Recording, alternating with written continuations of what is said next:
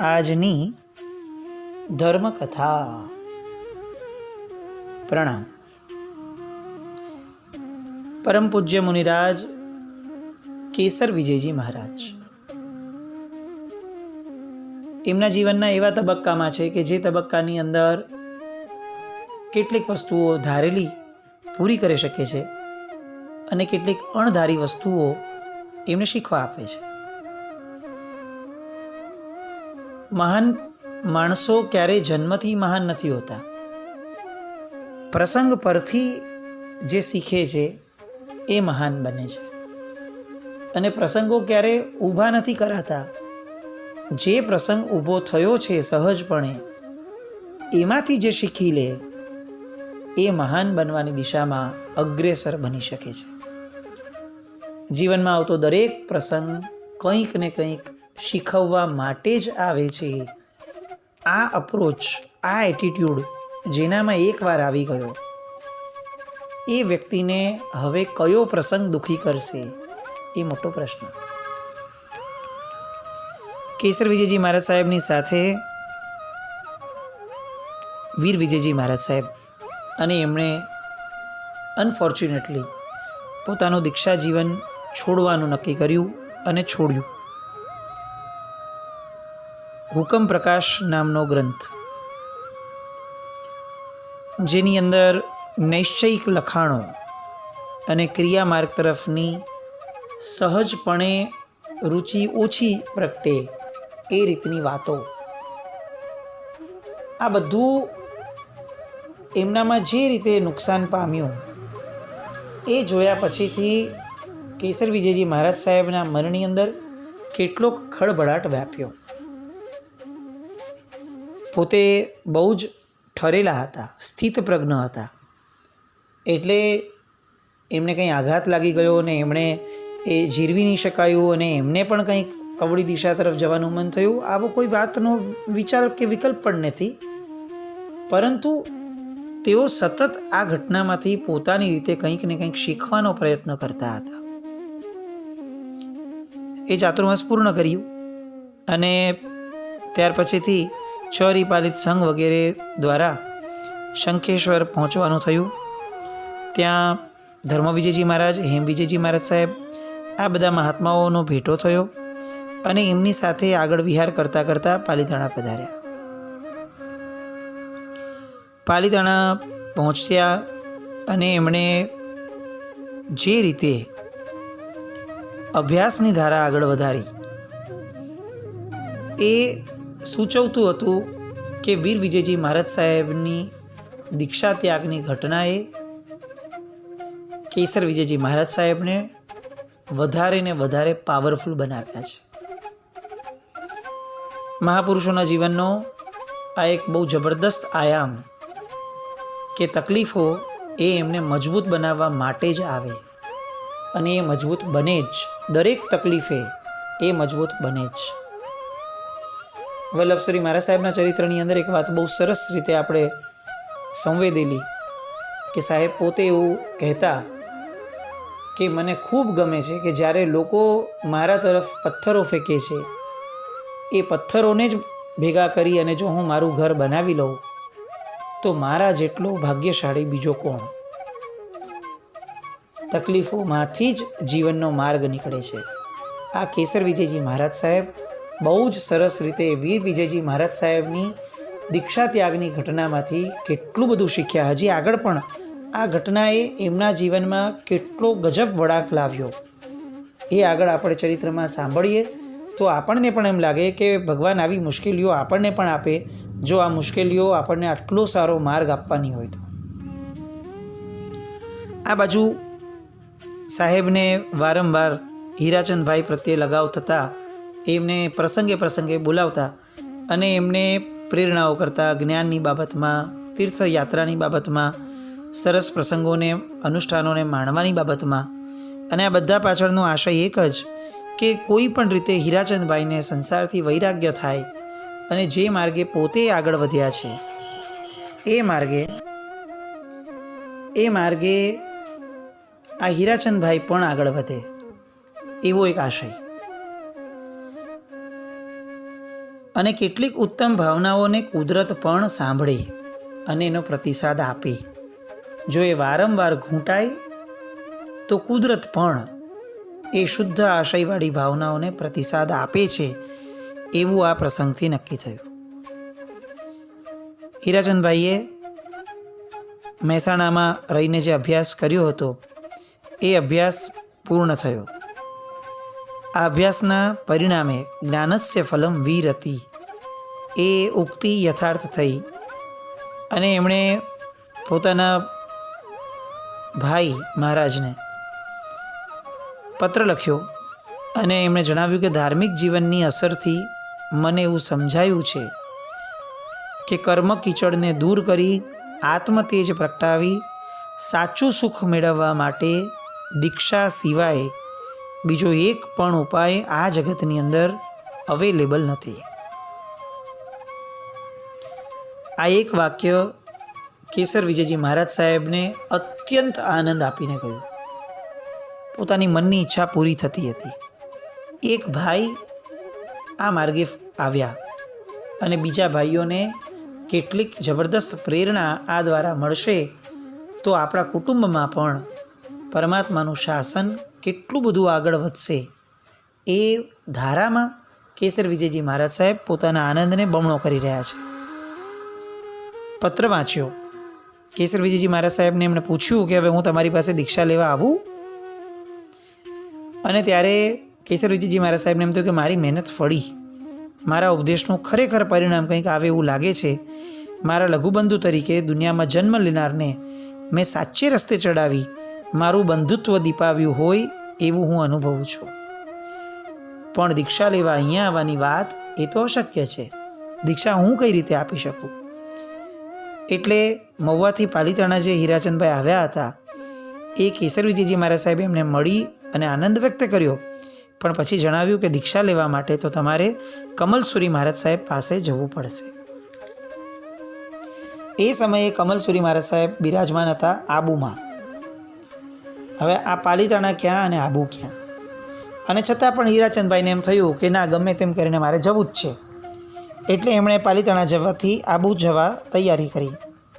ટ્રેનની ટિકિટો કરાવવા માટે ગયા, પણ ત્યારે કેટલેક અંશે ક્વોરન્ટીન રખાતા હતા. કાઠિયાવાડથી રાજસ્થાન આવતા જે પેસેન્જરો હતા એમને 3 થી 4 દિવસ રહી અને પછી આબુની ટિકિટ અપાતી હતી.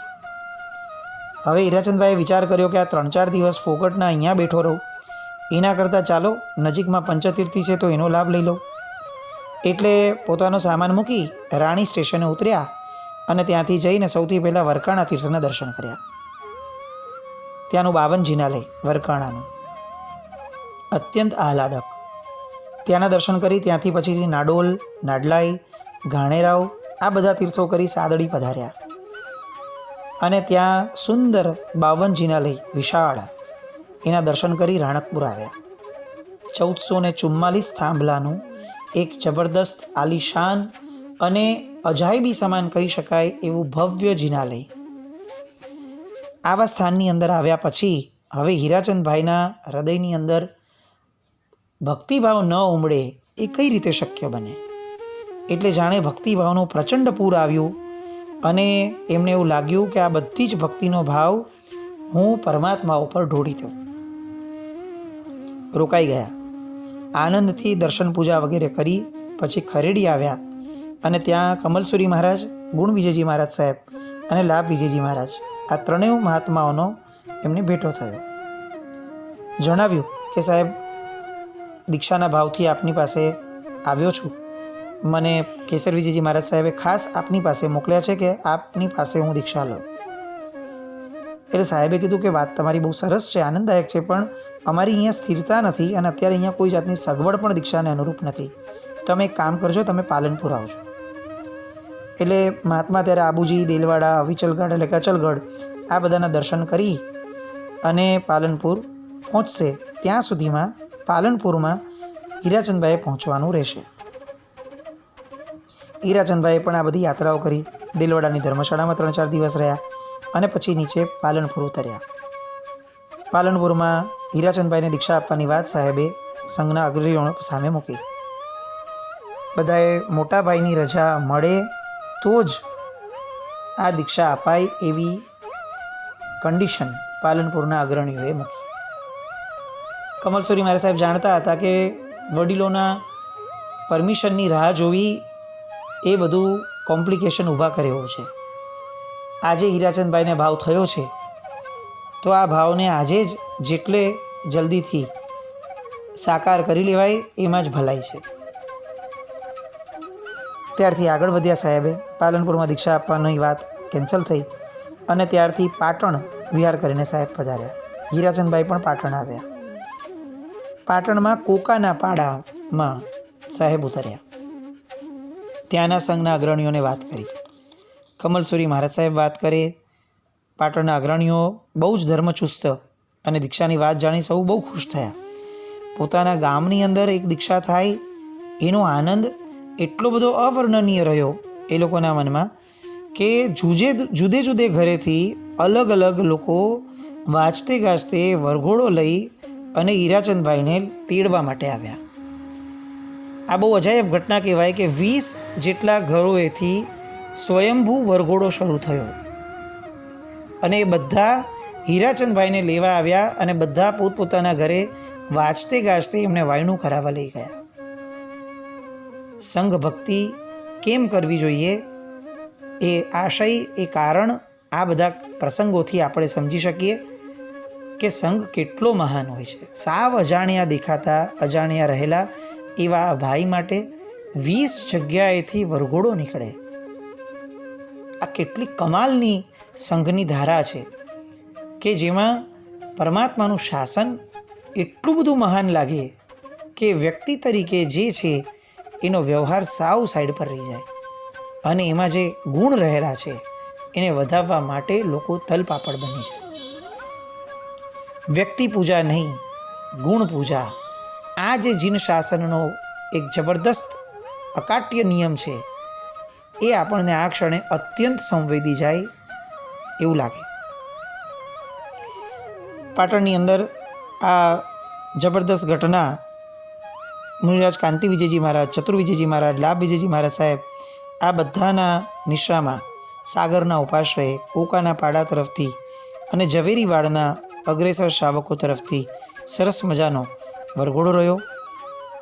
શહેરની બહાર વડના ઝાડ નીચે સમવસરણ રચાયું.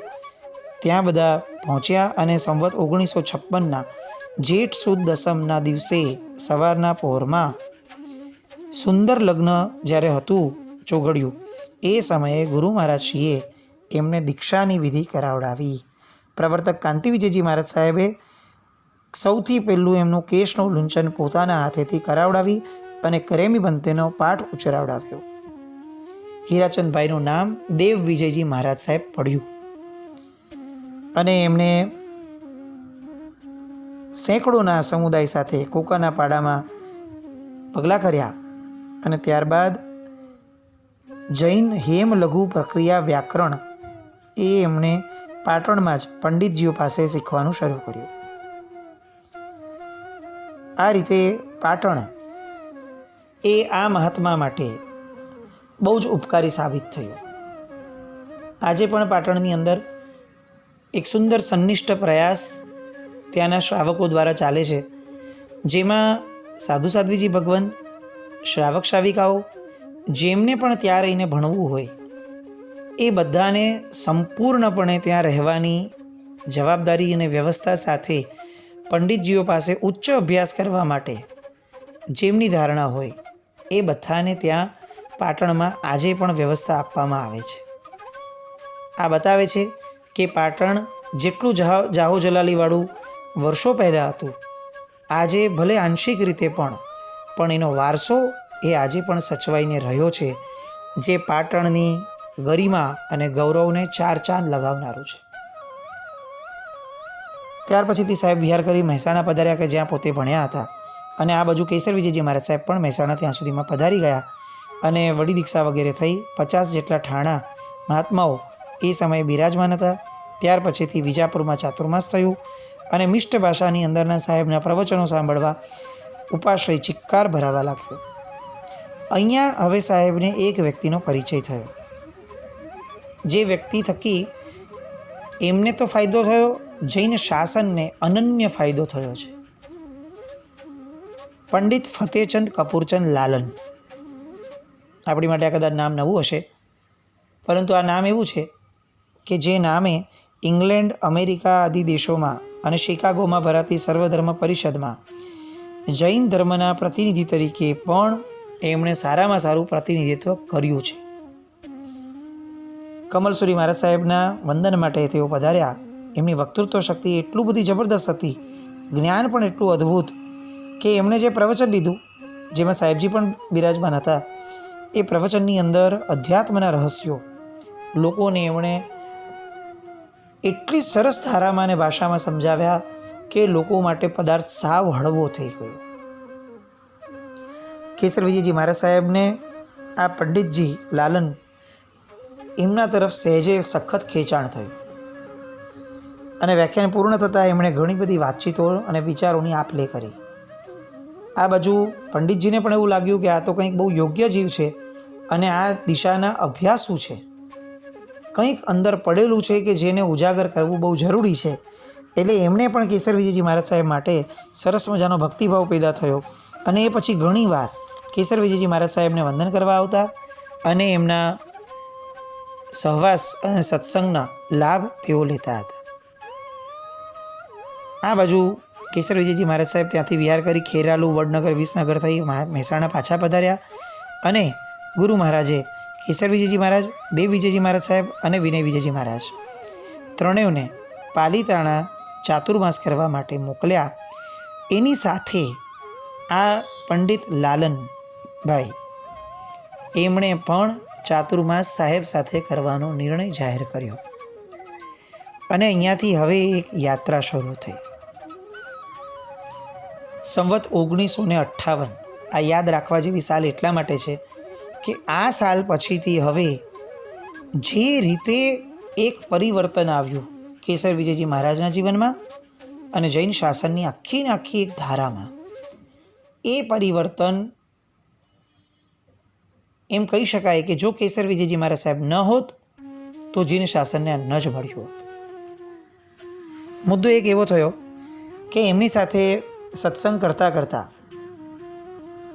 પાલીતાણામાં શ્રી વીરબાઈ પાઠશાળાના મેનેજર શિવજીભાઈ, એમનો પણ પત્ર આવ્યો અને એમણે પણ કીધું કે આ યોગના અભ્યાસના બધા જિજ્ઞાસુ છે, તો તમે બધા યોગ અભ્યાસમાં બધા સહાયભૂત થાવ તો બહુ સારું.